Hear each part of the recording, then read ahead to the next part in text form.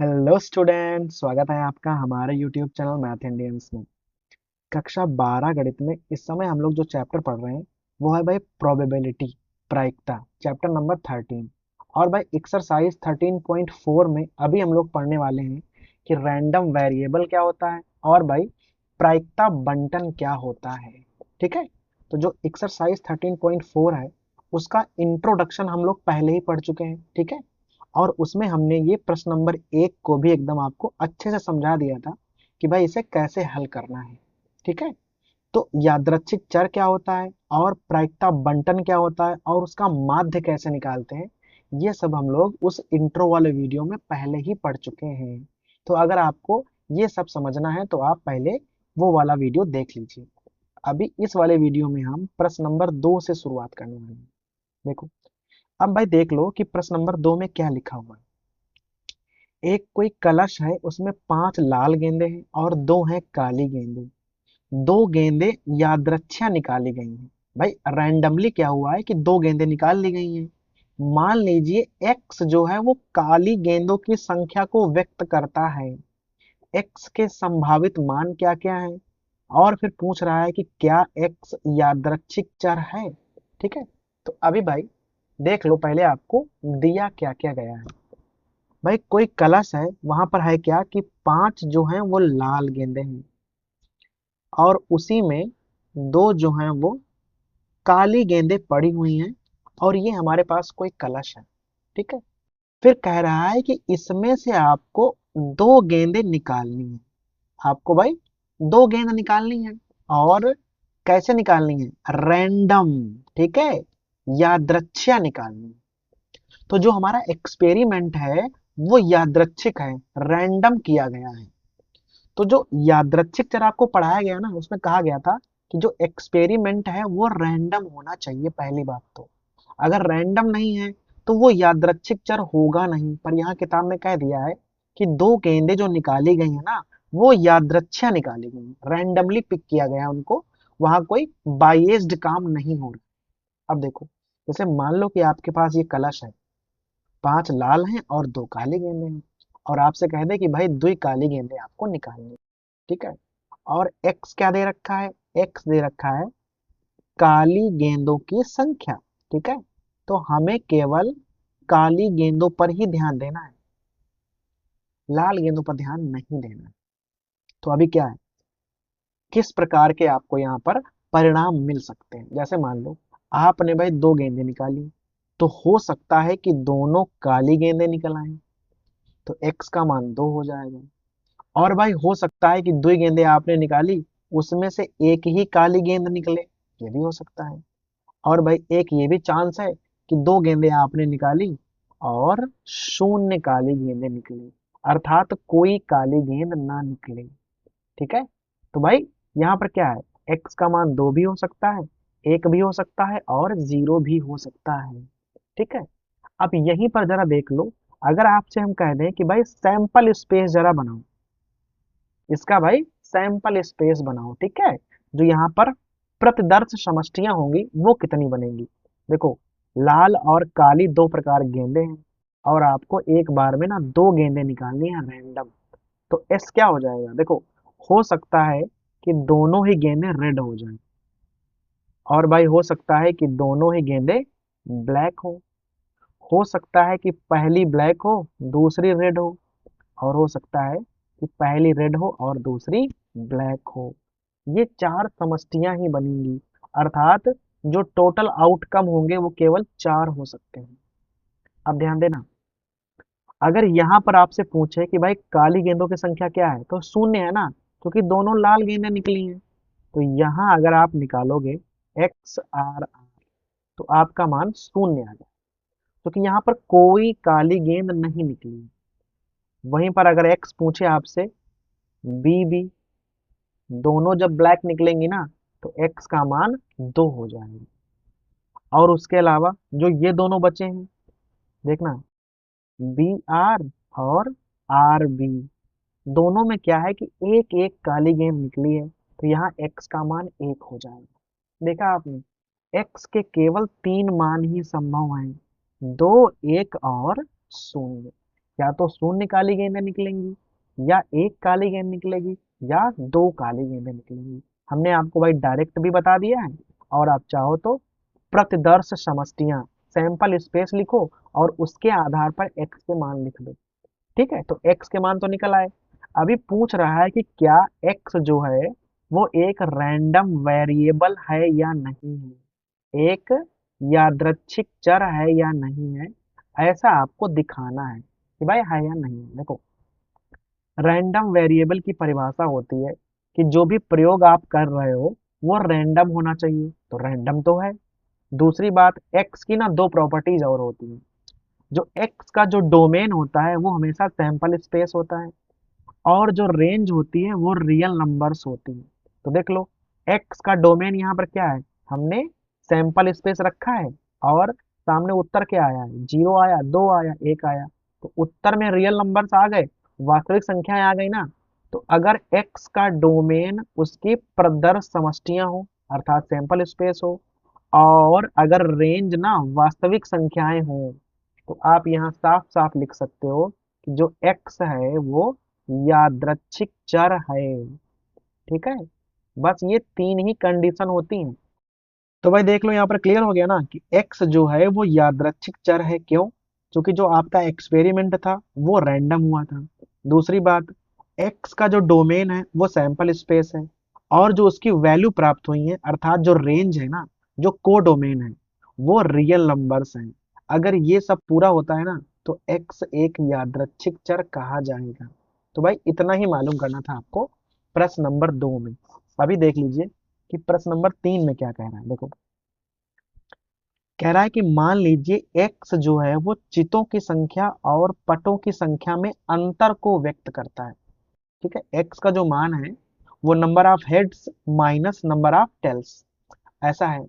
जब एक सिक्के को 6 बार उछाला जाता है, तो एक्स के संभावित मूल्य क्या है आपको निकालने हैं। देखो, यहाँ पर उसने कह दिया है कि एक्स के संभावित मूल्य क्या है। एक्स जो है वो आपका यादृच्छिक चर है, यहाँ पर ऐसा पूछा नहीं, उसने पहले ही बोल रखा है कि यादृच्छिक चर है। बस केवल एक्स की वैल्यू क्या क्या होगी वो आपको बतानी है। ठीक है, तो ये वाला ज्यादा आसान है। नंबर 3 देखना, जो एक्स है वो क्या है, साफ साफ कह रहा है कि चितों की संख्या इस प्रकार से, और माइनस पटों की संख्या। ठीक है, अगर दोनों का अंतर आप मालूम करोगे तो वो आपका एक्स है, और एक्स क्या है, एक्स रैंडम वेरिएबल है। और यहाँ पर है क्या कि भाई एक सिक्के को ना 6 बार उछाला गया है। अब सिक्का है जिसे हम लोग 6 बार उछालने वाले हैं, सिक्का 6 बार उछालना है, और एक्स का मान क्या है, चितों की संख्या माइनस पटों की संख्या। अब देखना, जैसे आप सिक्का एक बार उछालते हो तो एक बार हेड आएगा और एक बार टेल आएगा। ऐसे ही जब 6 बार उछालते हो तब क्या आएगा देखना। तो यहाँ लिखेंगे हम, देखो, ये हेड है और ये है tail, number of heads number of tail, और जो दोनों का अंतर है वो हो जाएगा एक्स। तो इस प्रकार से ना पूरी एक टेबल बना लेंगे, तो समझ में आ जाएगा कि भाई इनकी वैल्यू क्या क्या होंगी। देखो, अगर सिक्का आपने 6 बार उछाला है, ठीक है, सिक्का आपने 6 बार उछाला है, और मान लो भाई 6 बार हेड आ गया। अगर 6 बार उछाला है और 6 बार हेड आ जाए, तो भाई फिक्स है कि 0 टाइम्स टेल आया होगा। भाई जब 6 बार हेड आ गया तो पट तो आया नहीं होगा ना, तो 6 एच हो जाएंगे और टी हो जाएंगे 0, और दोनों का अंतर 6 के बराबर आ जाएगा। ऐसे ही अगर मान लो कि हेड जो है वो 5 बार आया, अगर हेड 5 बार आएगा तो टेल जो है वो 1 बार आएगा। भाई योगफल 6 होना चाहिए ना, लेकिन हमें योगफल नहीं अंतर निकालना है, तो यहाँ अंतर हो जाएगा 4 के बराबर। मान लो अगर जो हेड है वो 4 बार आया, तो जो टेल है वो 2 बार आएगा। ठीक है, और यहाँ अंतर कितना हो जाएगा, अंतर हो जाएगा 2 के बराबर। इसका भाई अगर कर लो यहाँ पर 3, अगर 3 बार हेड आएगा, 3 बार हेड आएगा तो टेल भी 3 ही बार तो आएगा, और जो अंतर है वो 0 के बराबर हो जाएगा। ठीक है, अगर ये 2 बार आएगा, 2 बार, और ये फिर भाई पक्का 4 बार आएगा, और जो आपका अंतर है वो कितना हो जाएगा, -2। फिर अगर हेड जो है वो 1 बार आएगा, तो टेल ना 5 बार आएगा, और जो अंतर है वो -4 के बराबर हो जाएगा। अगर हेड 0 टाइम्स आएगा तो जो टेल है वो 6 बार आएगा। भाई अगर ये 0 है तो ये पक्का 6 बार आएगा ना, तो अंतर जो है वो -6 के बराबर हो जाएगा। तो एक्स क्या था, चितों की संख्या माइनस पटों की संख्या, और सिक्का 6 बार उछालना है, तो हमने क्या किया, हर एक संभावना को लिख कर रख दिया, और फिर हर बार हेड में से टेल घटा दिए। अब भाई यहाँ पर आपको ध्यान रखना है कि केवल प्लस वाली वैल्यू ही लेनी है। तो एक्स के संभावित मान क्या हो जाएंगे, 6, 4, 2 और 0।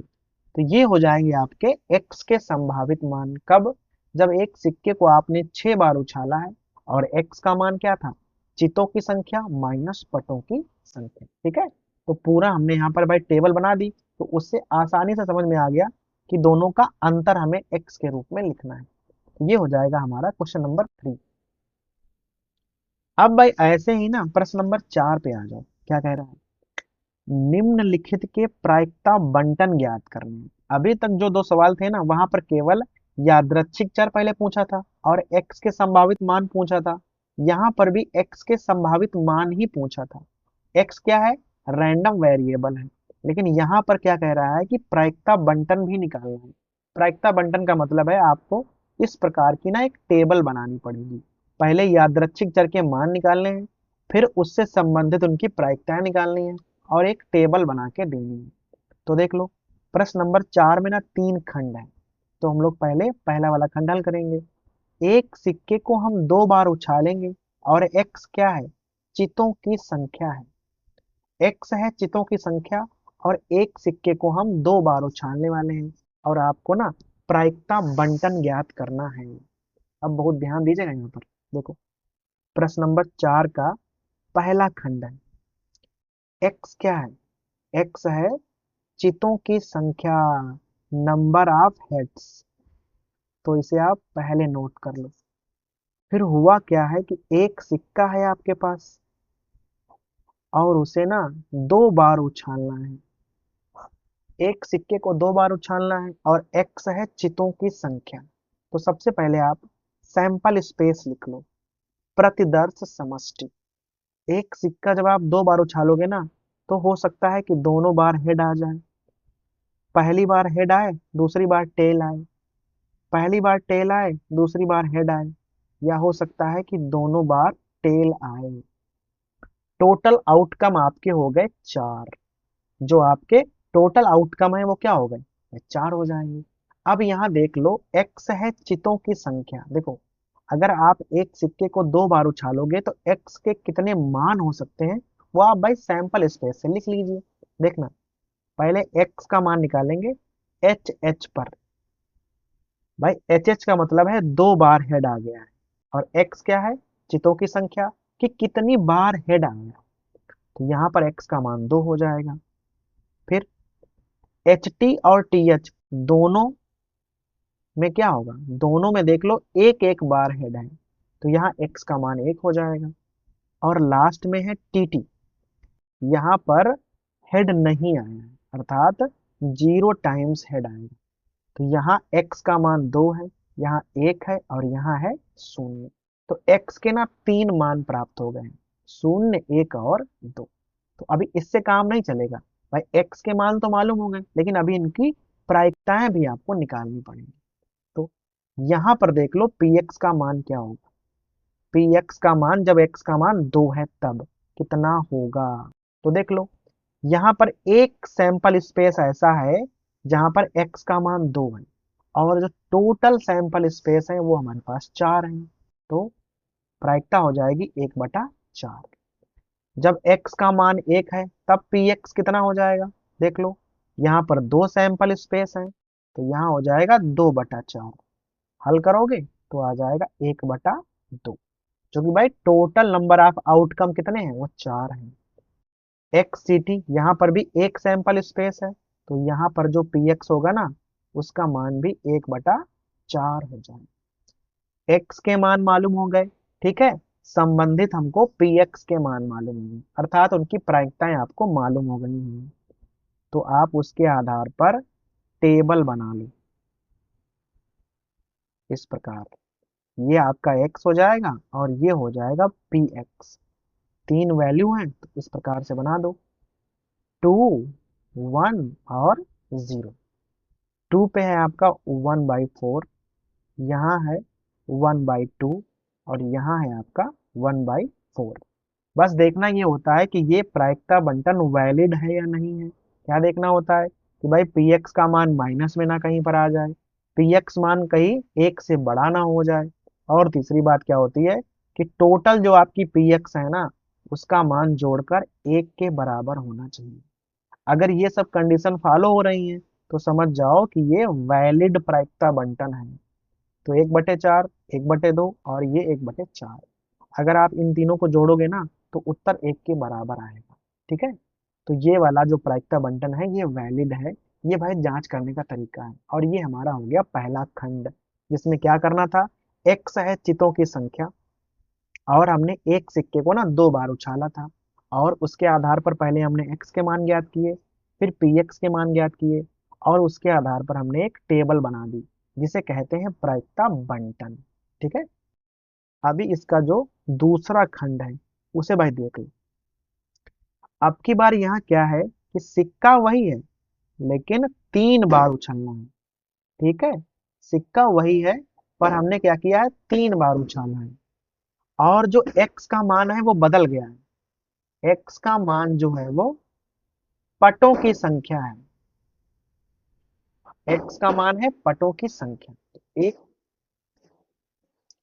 तो भाई सिक्का तीन बार उछालना है और एक्स है नंबर ऑफ टेल्स, कि टेल कितनी बार आया है। ठीक है, तो अगर कोई सिक्का आप तीन बार उछालते हो तो सबसे पहले आप सैंपल स्पेस लिख लिया करो कि वहां पर टोटल नंबर ऑफ आउटकम कितने हो जाएं। लिखो भाई, देखो एच एच एच हो सकता है, ठीक है, एच एच टी हो सकता है, एच टी एच ऐसे भी हो सकता है, टी एच एच ऐसे भी हो सकता है, या भाई हो सकता है कि टी टी एच ऐसे आ जाए।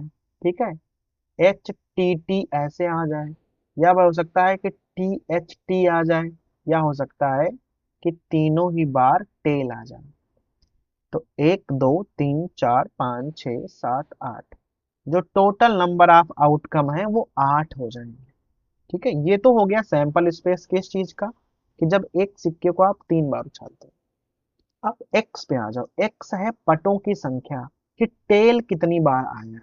तो भाई इसका भी मान निकालना पड़ेगा। देखो सबसे पहले इसमें देखो आप, एच एच एच में कितनी बार टेल आया है, एक भी बार नहीं आया है अर्थात 0 बार आया। फिर एक दो तीन, इन तीनों को एक साथ लेंगे, क्योंकि भाई देख लो कि तीनों में एक एक बार टेल आया है, यहाँ पर भी एक बार, यहाँ पर भी एक बार और यहाँ पर भी एक ही बार आया है।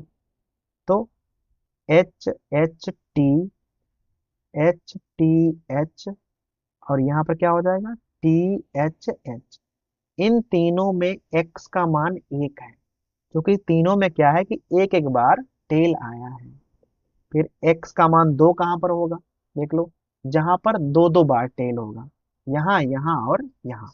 लिख लो T T H, H T T और टी एच टी, इस प्रकार से। तो यहाँ एक्स का मान दो हो जाएगा, और एक्स का मान तीन कहाँ है, जहां भाई तीनों बार टेल आया हो, यहाँ पर। तो एक्स का मान हो जाएगा टी टी टी, यहाँ पर हो जाएगा तीन। तो जब आप एक सिक्के को तीन बार उछालते हो और x क्या है, पटों की संख्या, तो x के मान क्या हो जाएंगे, 0, 1, 2 और 3। जब 0 टाइम्स टेल आया हो, जब एक बार टेल आया हो, जब दो बार टेल आया हो, और जब तीन बार टेल आया हो। अब यहाँ पर इनकी संबंधित प्रायिकताएं आप बड़े आराम से निकाल सकते हैं। टोटल आउटकम 8 है और यहाँ पर एक केवल सैंपल स्पेस है, एक ही तो है, तो इसका मान हो जाएगा 1/8। यहाँ पर पी एक्स कितना हो जाएगा, भाई ये इसका है, ये वाला इसका है, एक दो तीन, तीन सैंपल स्पेस है और टोटल होते हैं 8। एक दो तीन, यहाँ पर भी तीन है, तो यहाँ पर पी एक्स का मान क्या हो जाएगा, यहाँ भी हो जाएगा 3/8, और यहाँ पर भी एक ही है, तो यहाँ पर पी एक्स की वैल्यू हो जाएगी 1/8। और भाई इन चारों को जोड़कर देख लो, इन चारों की वैल्यू जोड़कर 1 के बराबर हो जाएगी। 1 के बराबर हो जाएगी तो समझ लो कि जो आपका प्रायिकता बंटन है वो एकदम सही बना है। इस प्रकार से आप बनाओगे एक्स, और ये हो जाएगा आपका पी एक्स। 1, 2, 3 और 4। देखो पहले है 0, 1, 2, 3। 0 पर है आपकी प्रायिकता 1/8, 1 पर है 3/8, 2 पर है 3/8 और 3 पर आपकी है 1/8। तो ये हो जाएगा आपका प्रायिकता बंटन कब का, जब आप एक सिक्के को 3 बार उछालते हो तब। ठीक है, तो देखा अगर आप सैंपल स्पेस लिख लेते हो तो उसके आधार पर एक्स के मान निकालो, तो वहां पर क्या होता है कि पी एक्स के मान निकालना काफी आसान हो जाता है, क्योंकि आपको टोटल नंबर ऑफ आउटकम पता है, जितने यहाँ सैंपल स्पेस लिए गए हो अपॉन में करके सीधे प्रायिकता निकल आती है। ये दूसरा खंड हो जाएगा। अब इसका तीसरा खंड भी है, देखो वो कैसे करोगे आप। यहाँ पर कह रहा है कि सिक्के को 4 बार उछाला। सिक्का वही है आपके पास है, अब की बार उसने क्या किया कि 4 बार उछाल दिया। ठीक है, जो सिक्का है वो आप 4 बार उछालते हो, पहली बात। और जो एक्स का मान है वो है चितों की संख्या। ठीक है, एक्स का मान है फिर से चितों की संख्या। देखो सिक्का उछालोगे या तो एक्स का मान चितों की संख्या होगा या पटों की संख्या होगा, दो ही चीजें होती ना, चित या पट। 4 बार उछालना है तो सैंपल स्पेस कितने बनेंगे। ठीक है, पहले आप इस पर गौर करना है, तो बहुत ध्यान से आपको यहाँ सैंपल स्पेस लिखने हैं। तो सबसे पहले वो लिखो जहाँ 4 बार हेड आए। ठीक है, अब आप वो लिखो जहां पर 3 बार हेड आए। देखना एच एच एच टी, एक हो जाएगा। फिर एच एच टी एच, दो हो जाएंगे। फिर एच टी एच एच, फिर टी एच एच एच, लो 4 होगा। ठीक, फिर आप वो लिखो जहां पर 2 बार हेड आए।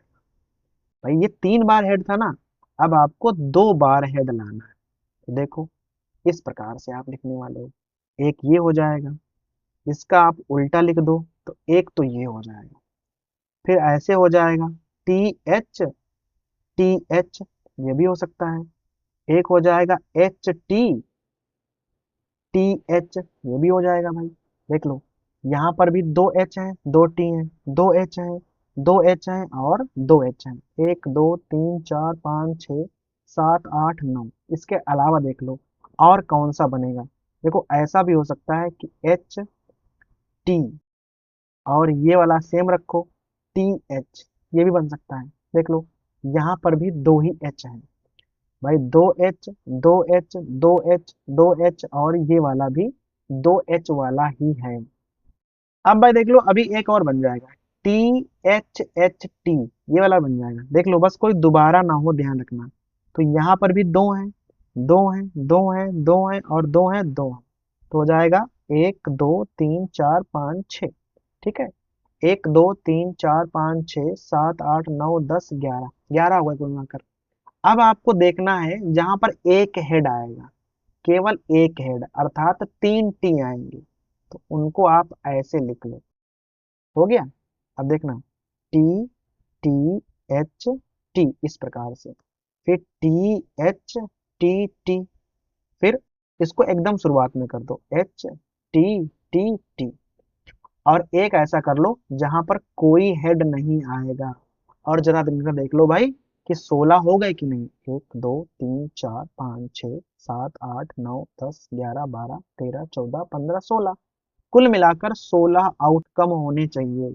अगर सिक्के को 4 बार उछाला है तो वहां पर 16 आउटकम बनेंगे। तो सैंपल स्पेस आपने लिख लिए। ठीक है, अब एक्स है चितों की संख्या। 4 बार उछाला है तो हम शुरुआत करेंगे जीरो वाले से। ठीक है, अब देख लो जीरो टाइम्स कहाँ पे ऐड आएगा, यहाँ पर आया है तो यहाँ टी टी टी और टी, एक्स का मान 0 हो जाएगा। साथ में आप पी एक्स का भी मान लिखते चलो। एक सैंपल स्पेस यूज हुआ है जबकि टोटल है 16, तो हो जाएगा 1/16। फिर देख लो एक कहाँ पर है, जहां पर एक एच आया हो। गिनो भाई, देखो, एक, दो, तीन, चार, 4 बार है। ठीक है, तो लिख लो चाहो तो, T T T H, T T H T, T H T T, और एच टी टी टी। ठीक है, तो यहाँ x का मान कुल मिलाकर 1 है, और जो आपका पी एक्स है वो क्या हो जाएगा, क्योंकि भाई 4 सैंपल स्पेस यूज हुए हैं, तो आंसर हो जाएगा 4/16। सरल कर लोगे तो 1/4 आ जाएगा। ठीक है, अब वो देखो जहां पर x के मान 2 हैं, अर्थात 2 बार हेड आए हैं। देख लो 6 हैं, 1, 2, 3, 4, 5 और 6।